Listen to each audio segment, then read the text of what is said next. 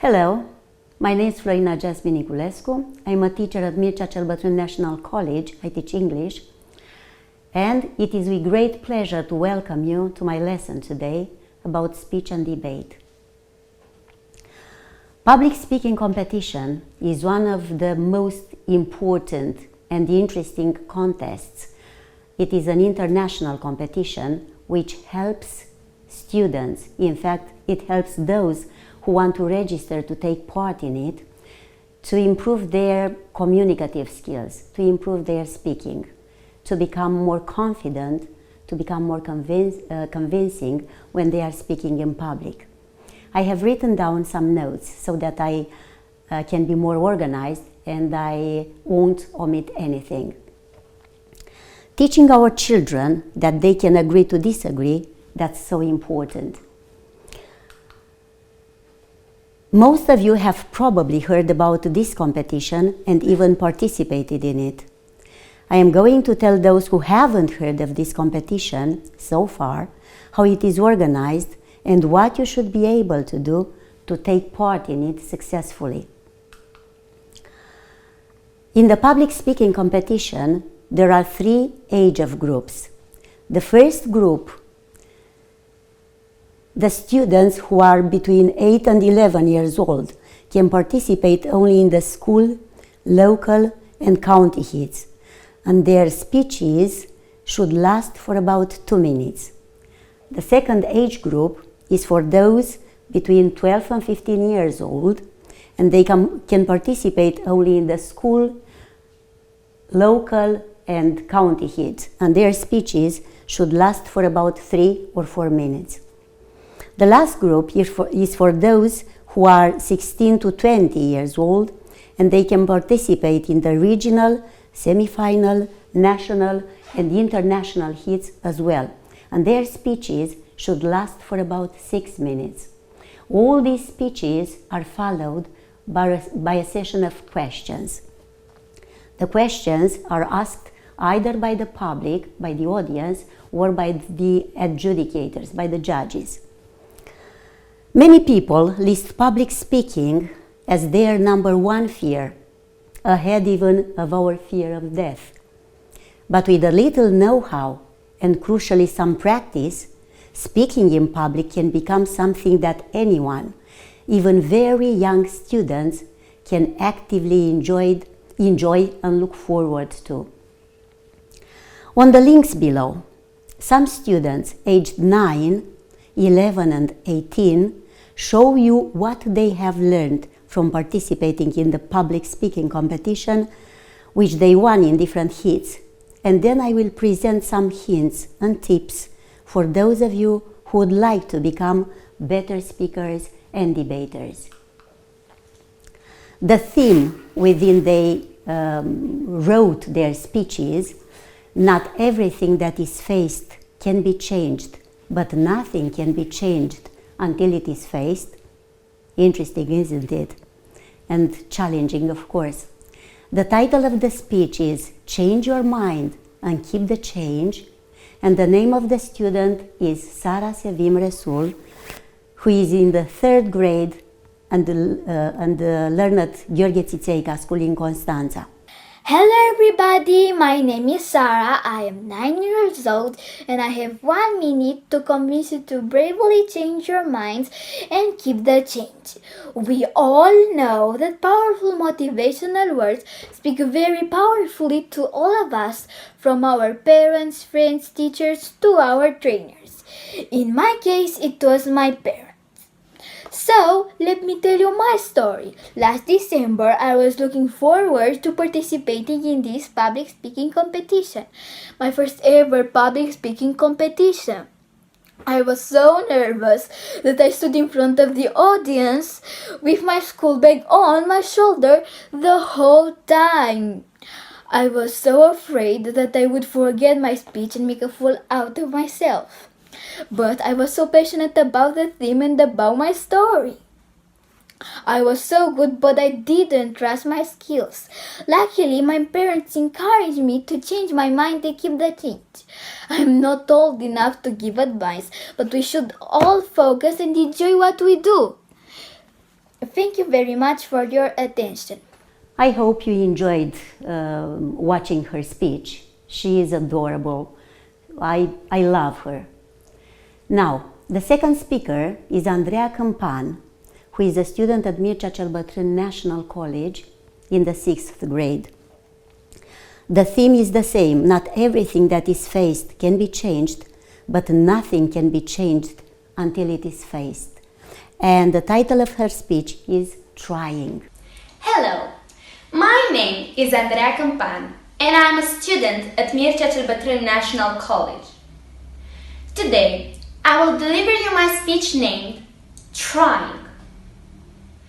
There are things we can do, things we can change, about ourselves, about our neighborhoods, about our community, and about our society. We should work tirelessly to that end, building a more just, merciful world, a world where we can live happily. But there are some things that we can't fix. We can cry, we can jump up and down, kick and scream. We can get caught up using words like need, should, ought to, as in, this is how they ought to act, what should be done, what needs to happen. There's no satisfaction in trying to do what cannot be done. There's only frustration and insanity. It is wisdom in accepting that not everything that is faced can be changed. At the same time, we have to find the courage to change the things that can be changed. This includes our judgment, our behavior, our desire, our mentality. If one attempts to actively fix the world, even with all one's effort, the world may still not be guaranteed to be fixed. However, attempting to make changes, even if apparently there's no chance at all, provides a higher possible outcome than the person who doesn't try at all. People will never know the outcome of a goal without attempting it. I think there's a simple reason that people like this message. The message reinforces the idea that we all have the power to go out and make a difference. Finding the courage to act, to be proactive and make a stand can change your whole life. Let's face it, you can't do anything about the weather today or about the traffic. Let's face it, you can't do anything about the attitude of your classmate today. It took me a while to understand that, but finally I did. Instead, you are in control of your attitude today, and that can make all the difference in the world. I learned that the way you react to an event may be far more important than the actual event itself. We concentrate on ways to fix the behavior of others, yet we ignore fixing our own behavior. Epictet, a Greek philosopher, said that if you truly understand the difference between what is and what is not under your control, you will become psychologically invincible. That was my speech. Thank you for your attention. I hope you liked Andreea Câmpan as well. She is also a very good speaker and she is so courageous and convincing. The third speaker is Andrei Vlad Dogaru. Vlad Andrei Dogaru, as a matter of fact. He is in the 12th grade at Mircea cel Bătrân National College. He has participated in this contest 3 times, and every single time he went to the national final where he was awarded important prizes. The last one, when he won the 4th place, he presented a very interesting speech. I hope you will enjoy it. So, the theme is Nature is a Common Language. The title of his speech is A Sea of Meaning, and he spoke very convincingly. Любовь, amour, Liebe, amore, dragoste. All of these words mean the same thing, love. And they sound beautifully, don't they? What if all humans spoke the same language? I assume most of you have asked yourselves this question at some point in your lives, but have you found the answer to it? Ladies and gentlemen, my name is Larandrei Dogaru, and I'm here today to tell you that in fact, we speak the same language without even realizing it. Stephen Talbot says that fish swim, and their capacity for swimming makes no sense without water. Birds fly, and their entire structure and functioning testify to the sea of air in which they live. And we humans speak. We navigate a sea of meaning. We speak a word, say love, or water, or energy, and by this word we mean something. Of course, we readily acknowledge that the word itself has a meaning of some sort, but we should not forget that this meaning, to the degree we use the word truthfully, also exists in the world. Let's take a very simple and precise example of this. You have decided to go on a trip to the mountains for your holiday. You've been told by many of your friends about a very picturesque landscape found in a specific region of the Alps. It is indeed a place where you completely forget about anything related to the busy city life, and you simply lie down on the fresh grass, charmed by its smell. Your friends had told you about the stunning and enchanting views you'd get while choosing to spend your holiday there, yet these things don't speak to you with any grammatical clarity. You recognize the beauty of the wild nature, and you are continually drawn to its elements, but you cannot exactly describe what you're feeling. If you cannot verbally explain what is happening to you, is the feeling real anymore? Of course it is. Since nature had existed long before humans invented language, we should easily accept that our linguistic systems based on grammar structures simply pale in front of the limitless universe. That's because meanings and concepts are immaterial. They are not tangible or otherwise sense-perceptible things, which is what I mean by saying they are inner. Many philosophers agree that meanings are expressions of consciousness. And just as we find our speech vitally supplemented by physical gestures of every sort, gestures that are themselves outward bearers of inner meaning, also, nature welcomes us with word-like gestures. Unfortunately, we often fail to pay attention. We never learn the language of the world we inhabit, but at the same time we want to learn as many foreign languages as possible. We try to master nature while becoming increasingly deaf to her complex symphony. And sadly, we may be the only species in nature which doesn't understand its tongue. Take, for example, the birds, which sense the moment when they have to migrate to warmer territories. Or the ants, which stock food resources during the summer so that they have enough to eat during winter, and the list could go on.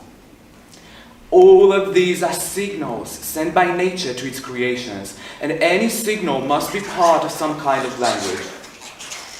This is a way by which nature speaks its voice intimately through the ears which want to listen. When will we humans listen to it? I have a strong belief in this regard.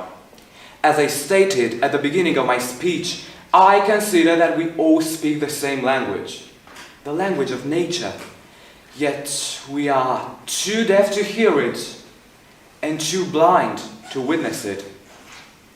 As long as hatred and racism towards different groups still exist in today's world, we will never be granted with nature's language. Trees give oxygen equally to everyone, no matter their skin color. Also, mothers who resemble the idea of nature the most among humans give birth in the same way and provide the same unconditional and unique love to their children all across the globe. We have so many things in common, and we should only celebrate our differences. Our true nationality is mankind, said the English writer Herbert George Wells. I believe that if we manage to give other people even a small amount of the pure love that nature gives us, we will be handed the key to decipher most of its tales, which is what we have wanted since the beginning. Only after we have done this will we have the right to consider ourselves fluent in our common language. Thank you. I hope you enjoyed his speech as well. You have to admit that he is very talented. He is a very good speaker.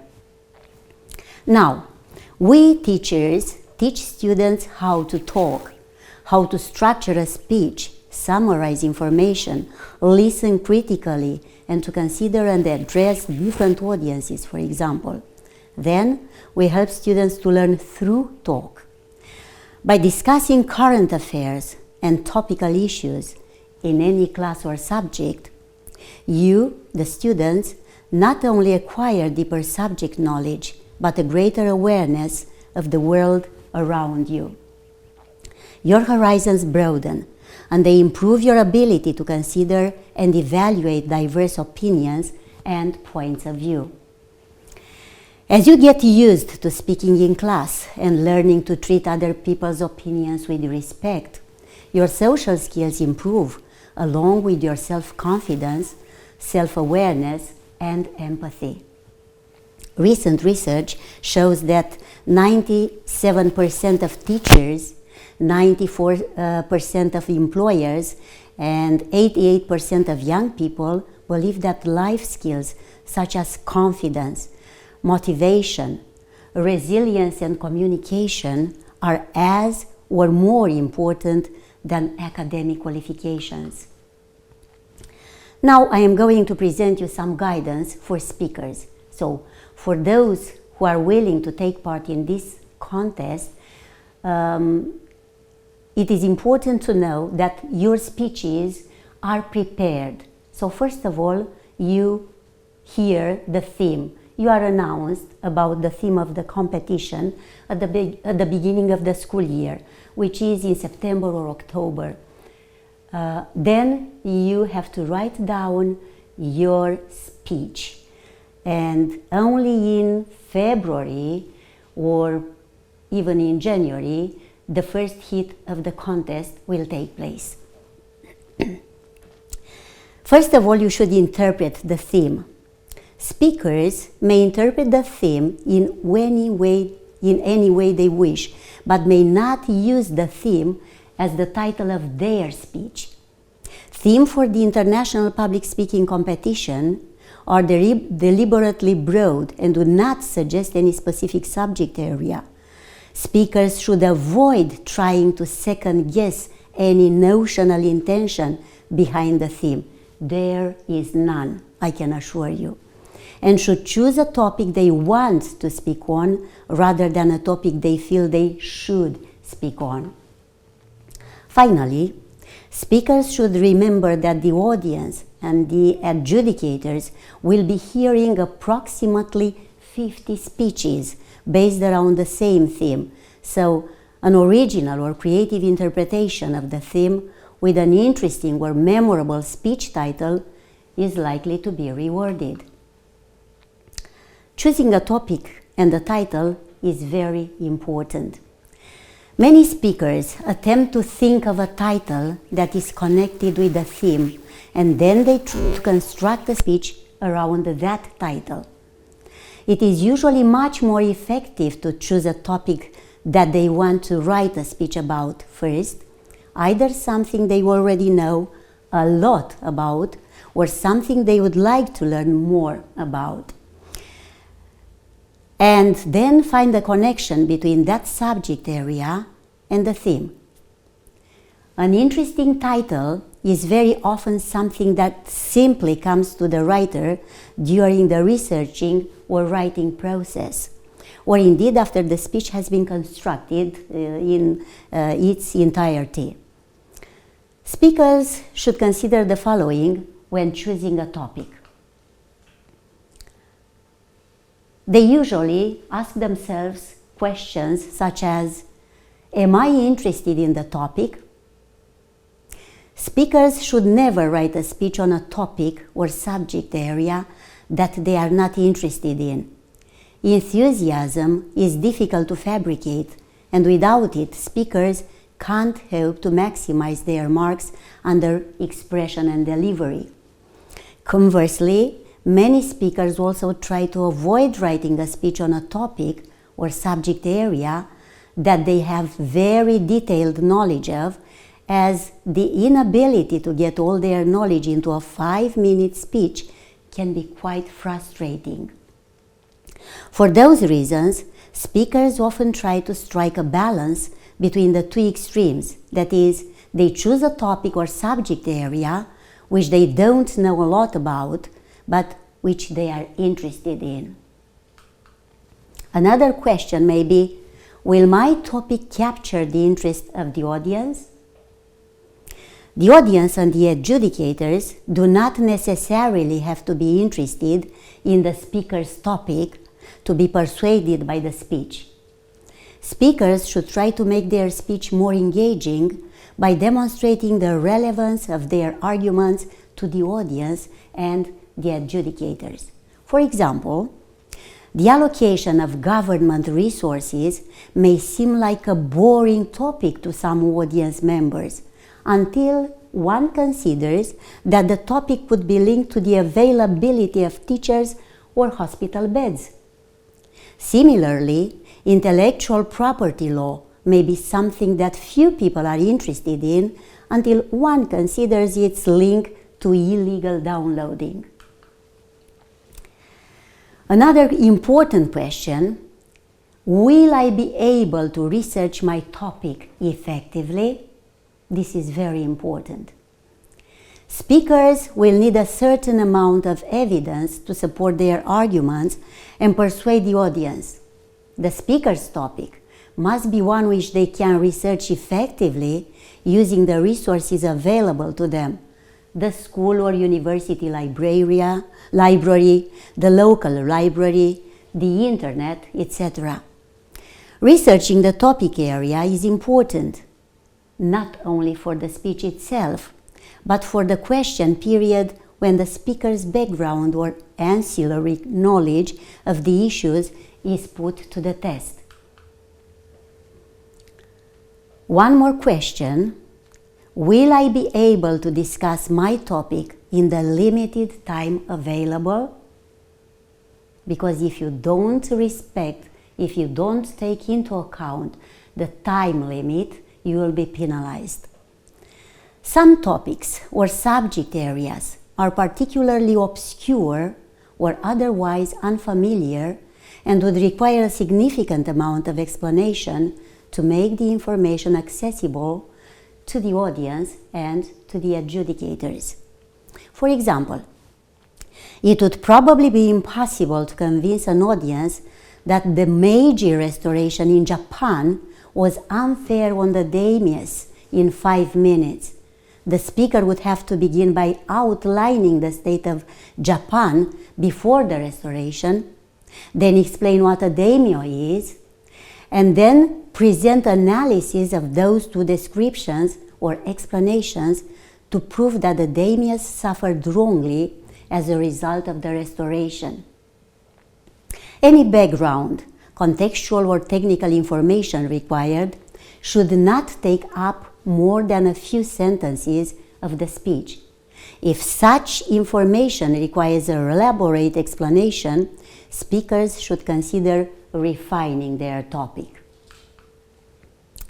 Now, another step in preparing for the public speaking competition or preparing to become able to speak in public in front of an audience, in front of the adjudicators, is brainstorming. the initial brainstorm. One way for speakers to decide on a topic is to write down as many words and ideas as they can, which are connected with the theme in 60 seconds. Another method is to take individual words from the theme, or various different permutations, of course, put them into a search engine, for example, Google, and see what kind of results come back. A similar exercise involves taking individual words from the theme, or various different permutations, as I have already said, and putting them into an online dictionary or thesaurus. The resulting definitions, synonyms or antonyms, may inspire an interesting idea for their speech. Secondary brainstorm. Once the speaker has decided on a topic for the speech, it is useful to go back and brainstorm again, writing down all the words and ideas relating to that topic that come to mind in 5 minutes, not more than that.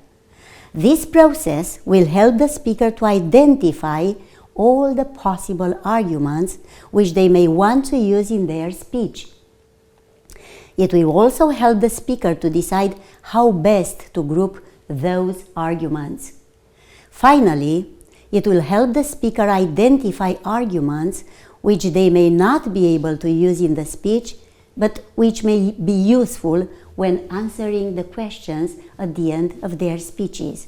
And the questions, as I have already said, as I have already told you, are asked by the audience or by the judges, by the adjudicators. Now the research. This is another very important step. Once the speaker has decided on a topic for the speech and has taken the time to think about all the possible angles or arguments, they should begin researching in more depth. Even where the speaker has prior knowledge of the topic, it is important for them to broaden their perspective as much as possible and to ensure that the evidence and information they use in their speech is reliable and, most importantly, up to date. Speakers should bear the following points in mind when researching their topic. Different type of sources. Speakers should aim to utilize fact-based resources. For example, encyclopedias, academic resources, for example, journals or reports, and opinion-based resources, for example, newspapers or news websites. Now, some words, some things about up-to-date information. Speakers should ensure that information they are relying on to support their arguments is up to date. The internet, for example, Google, is invaluable for checking that information already obtained. For example, a journal or newspaper article is the most up-to-date information available. There are also multiple sources to be taken into account. Speakers should aim, where possible, to have more than one source of evidence, particularly where statistics are involved. It is generally unwise for a speaker to allow one piece of evidence from one source to underpin an entire argument in their speeches. Anecdotal evidence is also very important. Anecdotal evidence, personal stories, myths, memories, etc., is generally unpersuasive, as it usually lacks clarity, certainty, and universal applicability. However, depending on the nature of the speech and the style of the speaker, anecdotal evidence can sometimes be used to great effect, particularly in the speaker's primary goal is to entertain or inspire empathy in the audience. Anecdotal evidence can be used to demonstrate the human dimension of an issue. Now, what is the purpose of the speech? There are many different types of public speaker: politicians, school teachers, university professors, comedians, TV and radio presenters, etc. It follows that there are many different types of public speech: a wedding speech, a business presentation, a protest speech, and the list may go on. The purpose of the speech, or the purpose of the speaker, is what distinguishes one type of public speech from another. A politician seeks to persuade the voters. A school teacher or a university professor seeks to inform and inspire their students. A comedian seeks to entertain the audience. In a competitive context, speakers should always approach their task of speech writing with a clear purpose in mind. Good speeches should attempt to do all four: persuade, inform, inspire, and entertain the audience and the adjudicators. Now, what is very, very important for you to know is that you should make an impact from the very beginning, from the start of your speech. First impressions are important. The audience and the adjudicators are at their most attentive at the very beginning of the speech. It is crucial to grab their attention from the very start with a confident and flawless opening. Compare the opening lines of this speech. Ladies and gentlemen, today I will speak to you about global warming caused by carbon emissions. I will show how the rise in global temperatures will lead to floods, droughts, and food shortages in certain areas, as well as disruption to the ecosystem and civil unrest. I will then go on to tell you what can be done to prevent these effects from occurring. With the opening lines of this speech: floods, plagues, famine, death, war, destruction on a global scale. No, ladies and gentlemen, not biblical prophecies, not scenes from a Hollywood disaster movie, but predictions for the real world in our lifetime if we continue to pump poisonous carbon dioxide into the atmosphere. By the end of this speech, I will have proven to you how crucial a role we all have to play in avoiding this doomsday scenario, because this time it's fact, no fiction. The two opening paragraphs convey the same basic information. The audience and the adjudicators know the general theme of the speech, and that a problem is going to be outlined and a solution proposed. However, whereas the former paragraph is measured and dispassionate, the latter is dramatic and conveys a sense of urgency. An excellent way to grab the attention of an audience or an adjudication panel is to make the speech relevant to them. That is how crucial a role we all have to play. The use of single words or very short sentences at the start of a speech, that is, death, war, destruction on a global scale, makes for a dramatic opening. A shocking statistic or quote can have a similar effect. Note also the use of alliteration for emphasis, that is, pump, poisonous, and fact or fiction. The use of powerful or dramatic language, for example, doomsday scenario, and the contrast between long and short sentences, that is, the short sentence fragments at the start of the paragraph, then two long sentences, then two short sentences at the end of it, punctuating the end of a dramatic opening. An opening that conveys a sense of humor or sorrow or another emotion can also be effective. The most effective type of opening will be determined by the subject matter of the speech and the speaking style of the speaker, of course. Similar emphasis should be put on the conclusion of the speech. It should be linked back to the opening of the speech. For example, the problems that were identified, the questions that were posed, etc. All the techniques identified above and much more may be used to help a speaker to achieve a dramatic or otherwise memorable conclusion. It is often effective at the end of a speech to finish with a rhetorical question, something for the audience to ponder during the applause. Now, a few things about verbal skills. Speakers should remember that delivering a speech is not like reading an essay.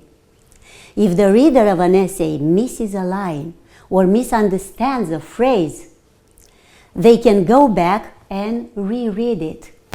If a person listening to a speech misses a line or a phrase, they don't get an opportunity to hear it a second time, often resulting in a loss of continuity for that listener and the loss of that listener's attention for the speaker. For that reason, when giving a public speech, it is imperative that speakers speak slowly, clearly, and loudly. This will help to ensure that the audience and the adjudicators hear every single word and can comprehend what is being said as they are listening. Speakers should also attempt to vary their pitch and tone of voice as well as the pace of their speech, where appropriate, of course. These variations help to keep the audience and the adjudicators alert and help the speaker to maintain their attention for the full 5 minutes of their speeches. Pauses can also be extremely effective. 2 or 3 well-timed pauses can effectively juxtapose 5 minutes of constant speaking and can be used to emphasize an important point or signal the transition from one section of the speech to another. The use of particular language in conjunction with the use of pauses can also be very effective. For example, that was followed by a pregnant pause, or the silence was deafening. Some information about nonverbal skills, which is also very important in the public speaking competition and in preparing for this competition and in preparing your speeches. Much of a speaker's communication is nonverbal. For that reason, public speakers must be conscious of their body language if they are to engage the audience and the adjudicators. Open gestures which help to engage the audience include facing the audience and using hands and arms freely to demonstrate, emphasize, or otherwise support the words being spoken. By contrast, closed gestures, which often disengage the audience, include the speaker folding their arms, facing away from the audience, or hanging their head. The use of facial expression and eye contact are both related to good body language, but are uniquely important. If the audience and the adjudicators are to be persuaded or inspired by a public speech, they must feel engaged by the speaker and must feel like the speaker is speaking directly to them. As a general point, speakers should smile. But facial expression may also be used to mirror the message or emotion being conveyed by the speech. For example, a humorous quote, a shocking statistic, a sorrowful narrative, etc., adding a sense of sincerity or truth to the words being spoken. Eye contact is another important way for speakers to engage with the audience and the adjudicators and convince them of their confidence and, of course, of their credibility. Movement is another technique which public speakers use to keep the audience and the adjudicators alert. Similar, the effect of changing your pace or tone of voice or the use of pauses, physically moving your body during your speech has the effect of varying what the audience is hearing and seeing, which helps to maintain their entire attention. The use of movement can be particularly effective at certain points in the speech. For example, taking a step forward when transitioning from one section of the speech to another, where when used in conjunction with a particular language. For example, physically taking a step back and saying, let's take a step back and look at the historical context of this issue. Finally, the freedom to move allows the speaker to see every audience member, which is particularly important when trying to maintain eye contact in a very large room. Now, let's speak a bit about the linguistic skills. You should know that speakers should ensure that their use of vocabulary is consistent. That is, avoid using multiple words interchangeably to convey the same meaning, as this may lead to confusion. Speakers should also aim to ensure that the intended meaning is conveyed by the words they choose. English is full of synonyms, as we all know. For example, two or more different words that refer to the same object or concept. Different words used in different contexts often conjure up slightly different versions of the same idea. It is useful to examine the use of a word in the media to appreciate the full implications of its use. For example, does the US government refer to insurgents as freedom fighters or terrorists? Do animal rights campaigners refer to cattle farmers as agricultural workers or murderers? Speakers should also avoid the use of colloquialism or slang, not because of any perceived lack of formality, but because audiences at the international public speaking competition will usually be representative of over 50 countries, and to use colloquialism or slang would be to run the risk of excluding certain audience members from the intended meaning. In a similar vein, speakers should resist the temptation to use overly lofty or ornate language, which often undermines the clarity of the speech. When trying to communicate an idea to a large group of people, it often helps to keep the language simple and clear. Speakers who have spent a lot of time researching for their speech will probably be very familiar with the surrounding issue, as well as background or ancillary subject matter. However, speakers should bear in mind that most audience members will not have their level of specialist knowledge on the issue and should therefore avoid the use of technical, specialist, or abbreviated jargon or other unfamiliar terminology without explanation. Finally, the International Public Speaking Competition is a public speaking competition which is conducted through the medium of the English language. However, it is not English.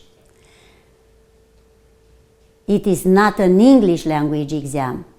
Speakers are not penalized under expression and delivery or under any other section of the marking scheme for occasional grammatical errors, mispronunciation, and so on and so forth.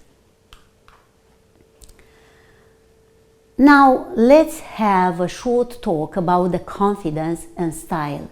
Both confidence and style are very important when speaking in public. If you are not confident, you can't be convincing. Confidence and style are at the core of effective expression and delivery. Speakers feel more confident and exude that confidence when delivering their speeches by following the tips discussed above, having a clear purpose or goal, making an impact from the start with a dramatic or otherwise memorable opening, and using verbal, non-verbal, and linguistic skills or techniques effectively. A good way to practice projecting confidence is for public speakers to record themselves delivering their speech, audio-visual recording, and in front of an audience, if possible. You can use your own family. This allows speakers to go back and assess their own strengths and weaknesses under the subcategories identified above. It also allows the speaker to assess the sections of the speech to which the audience reacted positively and those they did not, and the effect that those reactions had on the speaker's performance and confidence during the speech. Once speakers have mastered the art of projecting confidence when speaking in public, developing a speaking style comes next. A compelling speaking style is what makes a speaker unique and what maximizes their marks under expression and delivery.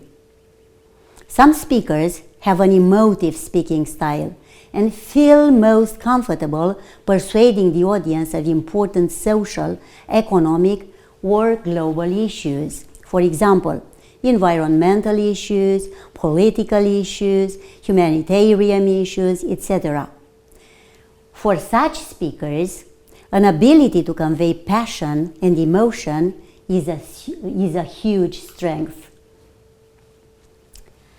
Other speakers have a witty, light-hearted, or humorous speaking style and feel most comfortable when entertaining the audience, often delving into satire and using rhetorical devices such as sarcasm and irony to great effect.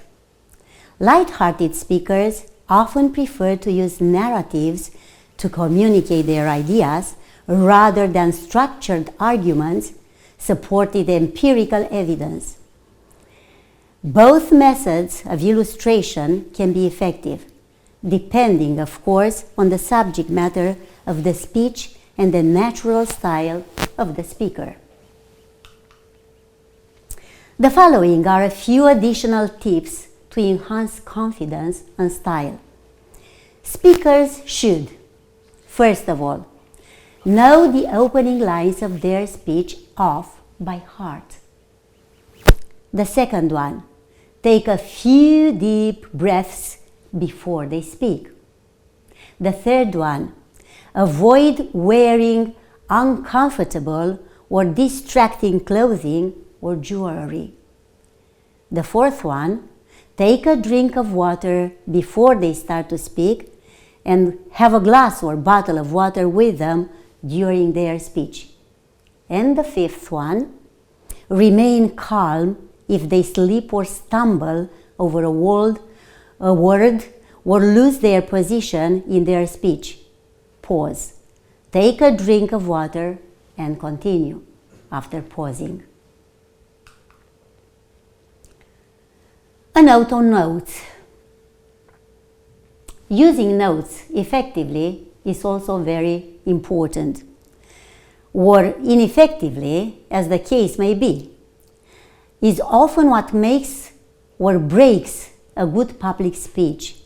Most people who speak in public as part of their professional life, for example, politicians, university professors, etc., usually rely on notes, palm cards, teleprompters, PowerPoint slides, etc., to a certain extent.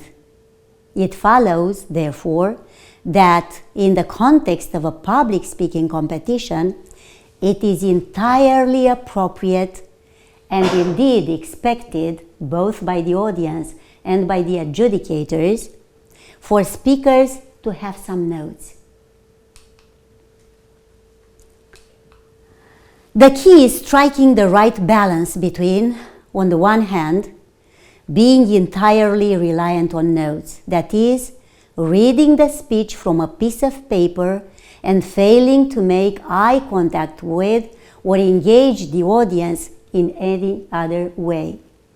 And on the other hand, not relying on notes at all, that is, reciting a speech which has been learned by heart for the 30th time and sounding over-rehearsed or bored with the speech.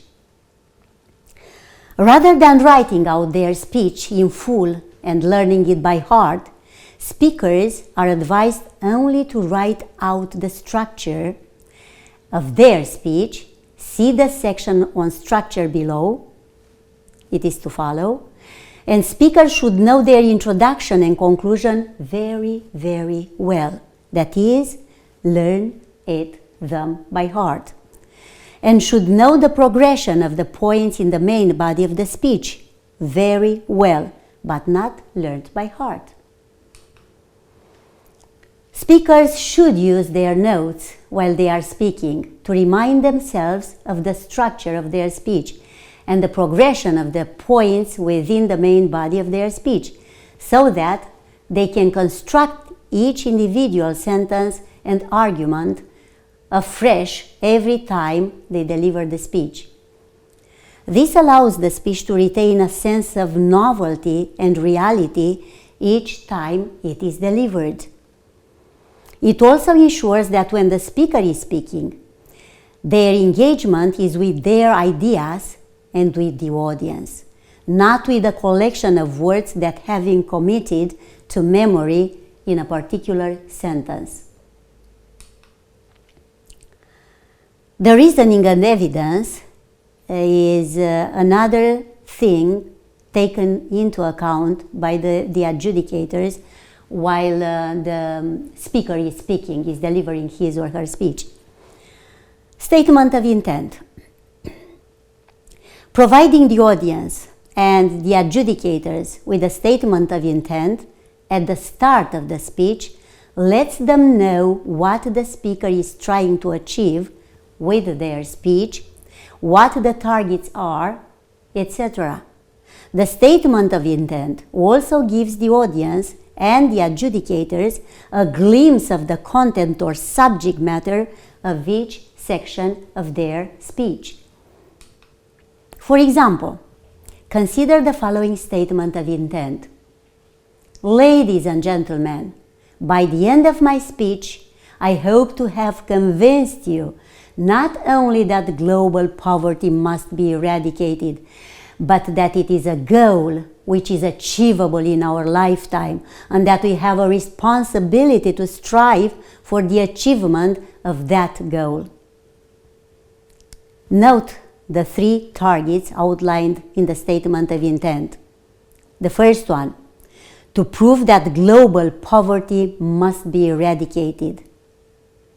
The second one, to prove that global poverty can be eradicated in our lifetime. And the third one, to prove that we have a responsibility to eradicate global poverty. Note also the insight into the content of the three sections of the speech provided by the speaker. For example, in the first section, the speaker will provide some evidence that demonstrates the extent of the problem. In the second section, the speaker will propose solutions to the problem. And in the third section, the speaker will discuss the principled and practical reasons why we must solve that specific problem. Using empirical evidence. There are various different types of evidence which a speaker may use in support of an argument in their speech. Statistics from academic or scientific reports, statistics from newspapers or websites, quotation from academic journals or reports, quotations from newspapers or websites, etc. However, any empirical evidence used in support of an argument should firstly have a reliable source, secondly be up to date, and thirdly be relevant to the speech. Irrelevant evidence, evidence that comes from an unreliable source, or evidence that is out of date, will inevitably undermine the credibility of the argument and the speaker. Speakers should avoid using too much empirical evidence. Speeches that contain large amounts of facts and figures or lengthy quotations are unlikely to be particularly persuasive because the audience and the adjudicators are unable to absorb large amounts of statistics, large excerpts from reports, etc. Speakers should also remember that simply stating the evidence is not a substitute for explaining their arguments logically, providing the audience with certain pieces of evidence in support of those arguments, and analyze the evidence to demonstrate how or why it supports the overall thesis of the speech. Ultimately, any empirical evidence used should support or complement an argument in the speech, not dominate it. This is very important, not dominate it. Using examples and analogies are also very important when delivering your speeches. An argument does not always have to be supported by facts, figures, quotations, etc. Arguments can also be supported by analogies or examples of things which people know to be true under the status quo. That is, without reference to statistics or quotations from credible sources to demonstrate or prove the truth of the example you used. For example, in a speech proposing to legalize the sale, distribution, and consumption of marijuana in a country where it was previously illegal, rather than citing statistics from scientific reports or quotations from academic articles, the speaker could support their arguments by reference to another country where the sale, distribution, and consumption of marijuana is already legal. For example, the Netherlands. Similarly, rather than spending a lot of time justifying age limits or explaining an intricate licensing system, the speaker could simply support their arguments by reference to an analogous system in the same country, that is, the age limits and licensing system applicable to the sale of tobacco in that specific country. Arguments supported by analogies or examples, which most people accept as true under the status quo, are often even more persuasive than arguments supported by statistics or quotations, the sources of which many people may be unfamiliar with. Using reasoned analysis and logic is another very important thing to be taken into account when preparing our speeches. Whether or not an argument is supported by evidence, examples, or analogies, the audience and the adjudicators must be given some analysis explaining why what the speaker is saying is true and why what the speaker is saying supports the overall thesis of the speech. When making an argument, speakers should try to avoid making assertions, assumptions, or other errors in logic. Evidence, analogies, examples, or other facts should be presented in a logical order such that they support the argument being made and lead to an obvious or logical conclusion. Crucially, each statement or fact or opinion should follow logically from the previous one and support the overall argument. Speakers should avoid presenting a series of seemingly disconnected statements. For example, a good deductive argument goes. Pay attention, please. All men are mortal. Socrates was a man. Therefore, Socrates was mortal. Then, whereas a bad deductive argument goes, all men are mortal. Socrates was a man. Therefore, all men are like Socrates. Dealing with conflicting evidence and opinions.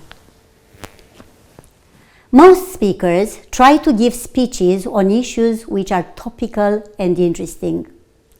Many of those issues will be unresolved or debatable. There will be arguments on both sides.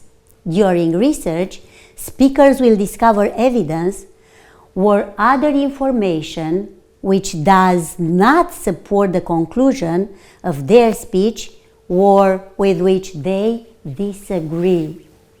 This evidence or information should not be ignored.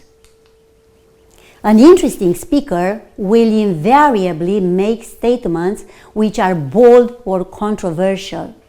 A brave speaker will acknowledge the existence of evidence or opinion contrary to the conclusion of their own speech and utilize their persuasive skills and their own evidence to persuade the audience of their credibility and the truth of their own arguments. There are a number of ways to challenge or undermine pieces of evidence or information which support a conclusion contrary to that presented in the speech. The speaker may argue that the evidence is out of date or that the source of the evidence is unreliable. For example, blogs by unknown persons are usually unreliable, as is anecdotal evidence generally. The speaker may argue that the evidence is irrelevant, for example, because it relates to a specific country or a specific set of circumstances not applicable to the speech. The speaker may also argue that the evidence fails to take account of other issues.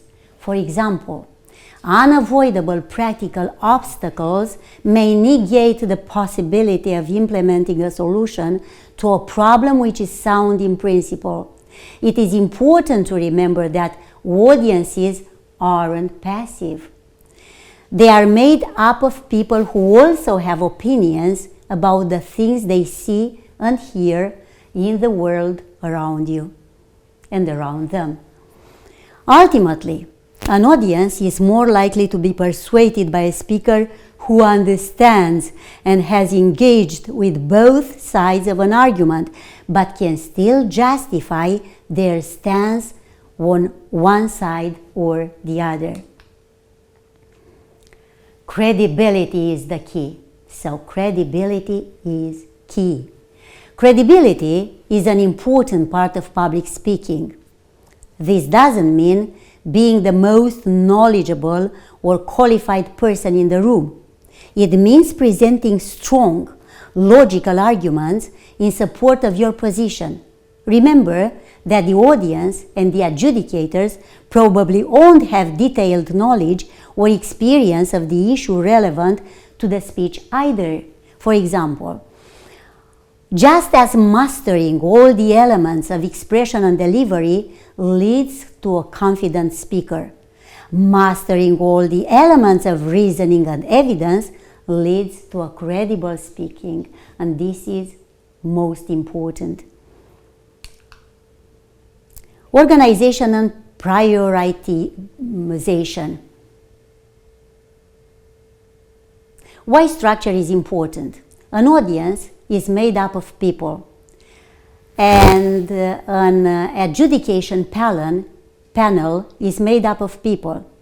Most people have relatively short attention spans. For that reason, if a speaker stands up, starts speaking and continues to speak constantly for 5 minutes, most people, including audiences and adjudicators of course, will tune out after about 2 minutes.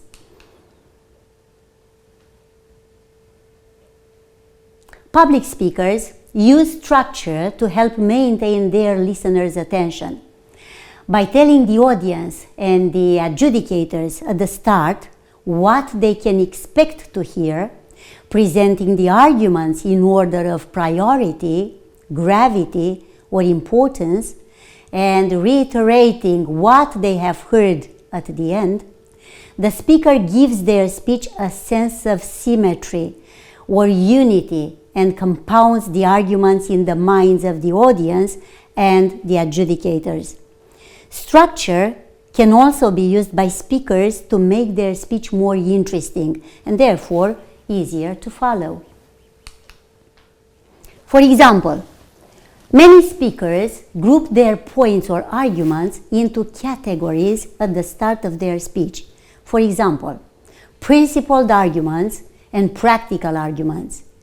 Another example is when speakers give each group of points or arguments a label which is part of a theme that runs right throughout the speech. For example, the theme of the speech is the passage of time, and the 3 points are labeled past, present, and future. Or the theme of the speech is questions unanswered, or questions answered, which is better. And the 3 points are labeled what, when, and how. Using structure creatively, for example, by categorizing arguments in an interesting way, or by giving the structure a theme, allows the speaker to incorporate their own speaking style into their structure and, of course, maximize their marks under organization and prioritization. The outline of a typical speech. First of all, we have the introduction. The speaker should tell the audience who they are, what they are speaking about, why and what they want to have achieved or proven by the end of their speech. A map of the main points in the speech should be provided. This is compulsory. Each point should be given a label. This is about what we have already spoken. And perhaps a brief explanation of what will be analyzed. This is also very important. Now the main arguments. After the introduction, we have the main arguments. The speaker should then move on to the main points of the speech, remembering to deal with each point in order of priority, in the same order they were listed in the introduction, of course, and remembering to signal to the audience when they are moving from one point to the next.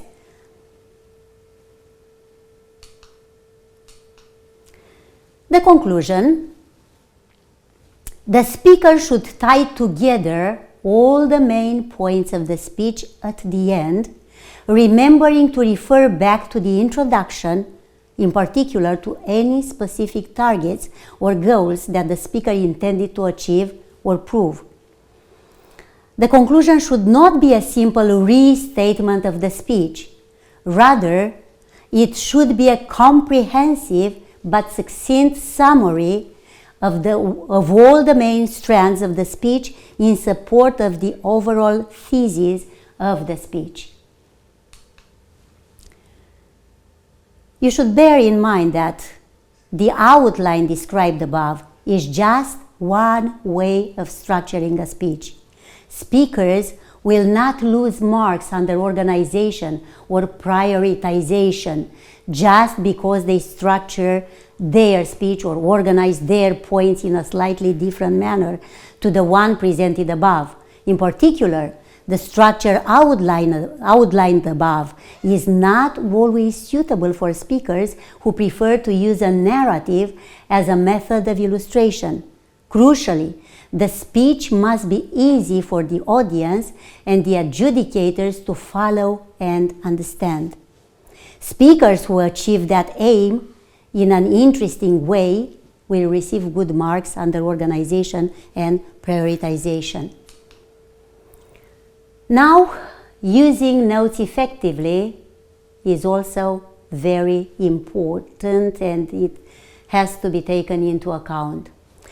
Having a speech that is well structured makes it much easier for speakers to make their notes and refer to their notes during the speech. Some speakers prefer to use palm cards or cue cards, and other speakers prefer to use sheets of paper. Either approach is acceptable, and both have their advantages and disadvantages.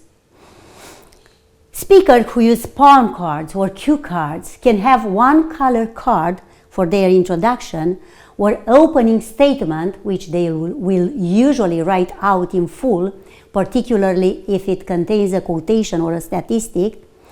Another 2 or 3 colors for the 2 or 3 main points of their speech.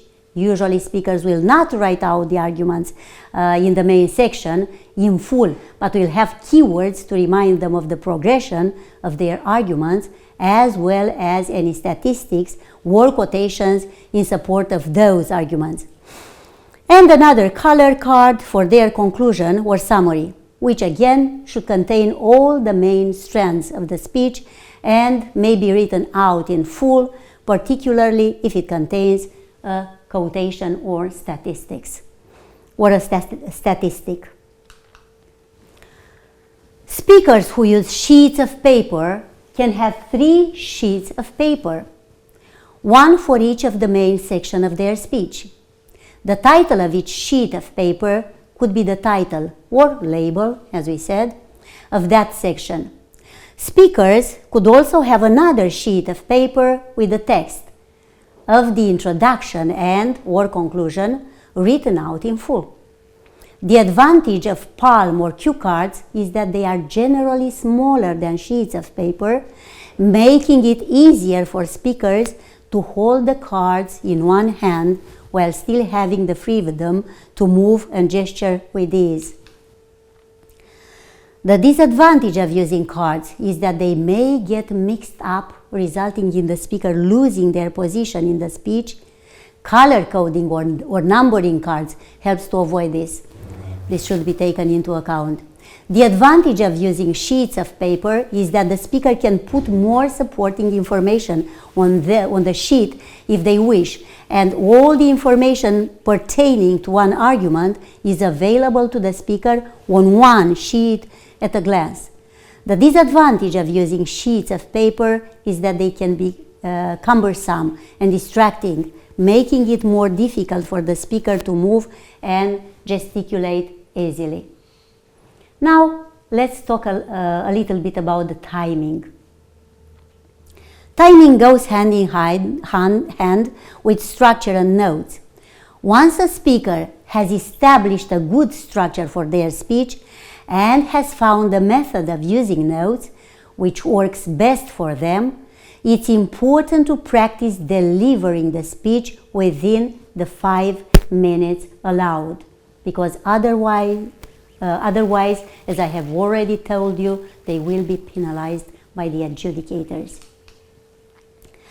A good speaker will know exactly how long they are going to spend on each section of their speech.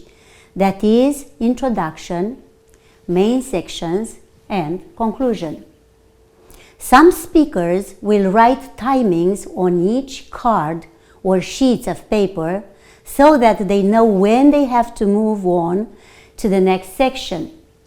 Speakers should try to ensure that they spend a similar amount of time on sections of the speech of similar importance. That is, if a speaker identifies 2 important points that they want to cover in their introduction and then spends 3 minutes on the first point and 30 seconds on the second point, the adjudicators will assume that the speaker simply ran out of time for the second point, which suggests insufficient preparation. Speakers should practice speaking for 1 minute, 2 minutes, 3 minutes, etc., so that they know what it feels like to speak for different blocks of time and how much information they are able to cover in those blocks of time. Speakers should also remember to speak extra slowly when practicing, to train themselves to speak slowly during the competition. And finally, there will be a timekeeper at all stages of the competition who will give audible signals to indicate how much time has elapsed. However, it is entirely appropriate for speakers to have a stopwatch or another electronic timing device with them when they get up to speak. Listening and response seems to be the last part of the marking scheme the adjudicators have to take into account when marking the speakers, the students' speeches. This refers to answering questions. Most public speakers have to justify the arguments made in their speech at some stage. For example, school teachers, university professors, politicians, etc. The question period after the speech is designed to test the speaker's knowledge of the surrounding issues as well as their ability to listen and respond to questions, justifying the position they have taken in their speech.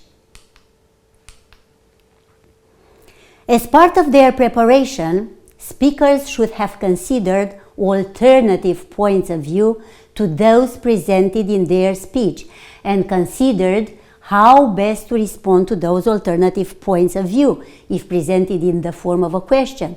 So, questions from the audience and the adjudicators are generally not combative. This is not a debating competition, but speakers may be asked to justify their views. Speakers should always listen to the questions that is actually asked and avoid giving prepared answers to anticipated questions. Speakers frequently have questions put to them which they did not anticipate. Speakers should start thinking about the answers as the question is being asked to them, while remembering to listen all the way to the end, but should never answer the question immediately after it has been asked. It is important to pause for a moment or two, consider again the question that was actually asked, and make sure that the answer being given is completely relevant to that question. When answering questions, speakers should avoid restating sections of their speech verbatim. The question period is a great opportunity for speakers to demonstrate extra knowledge, perhaps an extra piece of evidence that there wasn't room to include in the speech. However, answers should always be relevant to the question asked and ultimately support the position taken in the speech. Questions from the audience are often lengthy and convoluted, which can make it difficult to establish what the audience member or adjudicator is actually asking. Speakers should take a moment to try and break down what the questioner has said in their head. Speakers should also be willing to ask the questioner to repeat the question in a shorter or simpler form if necessary. If the speaker didn't understand the question, there is a good chance that at least some other audience members or adjudicators didn't understand it either. The question period only lasts for 3 to 4 minutes. Speakers should not feel obliged to give lengthy answers to questions, even where the question itself was lengthy. The best answers to questions are usually brief, succinct, and to the point. Lengthy answers often lose the attention of the audience and the adjudicators. Finally, all the tips that are given under expression and delivery apply to the question period exactly as they apply to the speech.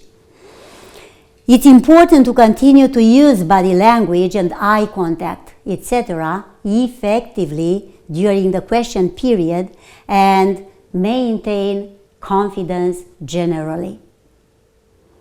Speakers may be asked to justify their position during the question period, but should avoid becoming defensive or entering into a debate with a particular questioner. Now, some things that the adjudicators take into account. This can help you to prepare your speeches appropriately. The key point for adjudicators to bear in mind for the heats and the grand final is that all speakers will have had a considerable amount of time to interpret the theme, choose a topic and the title, research the topic, write a speech, and practice delivering that speech. It should be evident from the speech that the speaker has researched and thought about the chosen topic, and the arguments in the speech should be supported by an appropriate level of evidence and or analysis.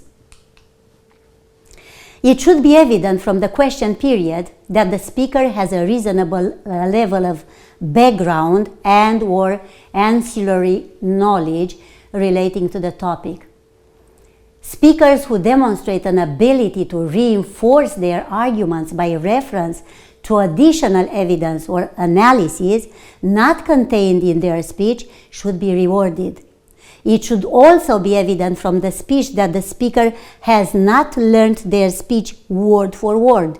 Speakers who demonstrate a sense of spontaneity while also appearing prepared, making effective use of notes if necessary, should be rewarded.